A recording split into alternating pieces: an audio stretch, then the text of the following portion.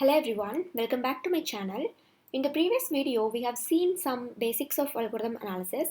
Now in this video, I am going to discuss the necessity of algorithm analysis and then we'll try to find out the time and space complexities of some basic problems. Generally, for a particular problem, we will be having more than one solution from which we have to select the best and optimal solution such that it should produce the result very quickly and also it should consume the main memory unit very effectively. So, to select the best solution, we need to compare the time and space complexity of different solutions and then we have to select the optimal solution. In priori analysis, whenever you are calculating the time and space complexity, it should be independent of the machine and its hardware configuration. Say for example, it should be independent of the CPU speed and RAM size. Instead of that, you have to represent the time and space complexity in terms of input size. Because we are trying to find out the change in the execution time when the input size changes, and that is known as order of growth. And also, in priori analysis, there are some assumptions that you need to remember while analyzing your algorithm. So, the very first one is every statement in your code takes 1 unit of time. Here, this 1 unit of time may be in millisecond or in microsecond, which is depending on your system's hardware configuration.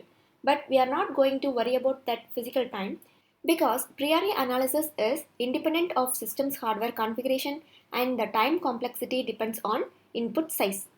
Second assumption is every variable in your code takes one main memory unit. Here also this 1 unit is independent of system's hardware configuration and the space complexity depends on input size. And therefore you have to represent the time and space complexity as a function of input size. And then you have to ignore the constant terms and consider only the higher order terms. Now let us try to find out the time and space complexity of some basic problems. Now this is the first question. You have to find out the time and space complexity of this problem. See, what is our first assumption? Every statement in your code takes 1 unit of time, right? So this will take 1 unit of time and this will take 1 unit of time and this will take 1 unit of time. Then what is the total time unit?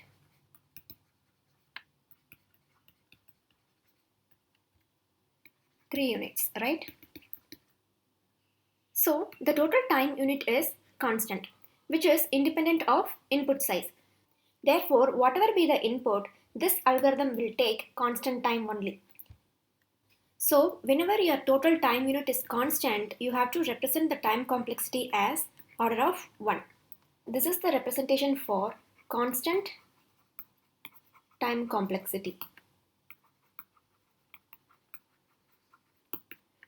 Here, this constant time is not fixed. It may be 10 nanoseconds or 50 nanoseconds, that is depending on your system. So as I said earlier, we don't need to worry about that actual physical time. So whatever be the actual physical time, we'll just take it as a unit. So this unit may differ from system to system. Say for example, in your system it may be 10 nanoseconds, but in some other system it may be 50 nanoseconds.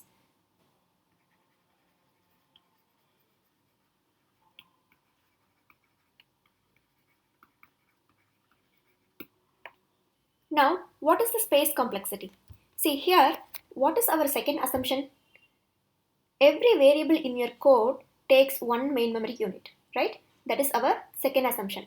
Here, how many variables we are having? X, Y and temp. So each one will take 1 unit. So what is the total main memory unit? 3 units. Again, it is constant. So you have to represent it as order of 1. Here, this O represents order of growth. This is not big O notation that you might have seen in asymptotic notations, right? So first, if you understand how to find out the order of growth for your algorithm, and then you will be able to represent the time and space complexity using asymptotic notations. So in the upcoming videos, we will see those asymptotic notations. Now, just focus on this and try to find out order of growth for the rest of the problems. Now, what is the time complexity of this problem? So based on the first assumption, every statement in your code takes 1 unit of time. So this statement takes 1 unit of time. Now we know every statement takes 1 unit of time, right? But here the statement will be executed how many times? From 1 to n times, right? So time unit for this statement is n. Now what is the total time? N plus 1. N plus 1. Now you have to consider only the higher order term. So the order of growth is order of n. Now what is the space complexity? Here we are having how many variables? X, Y, Z and I, and that's it. See here this n is input. So other than input variable, how many extra space you are taking for your algorithm? That is only you are going to calculate it in space complexity. So X takes 1 memory unit and Y takes 1 memory unit and Z takes 1 memory unit and I also takes 1 memory unit.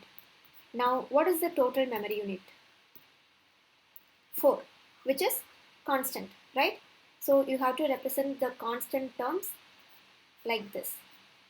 So the space complexity is order of 1. And that's it. I hope this video is helpful. And in the next video, we will be solving more practice questions. So subscribe my channel and keep learning.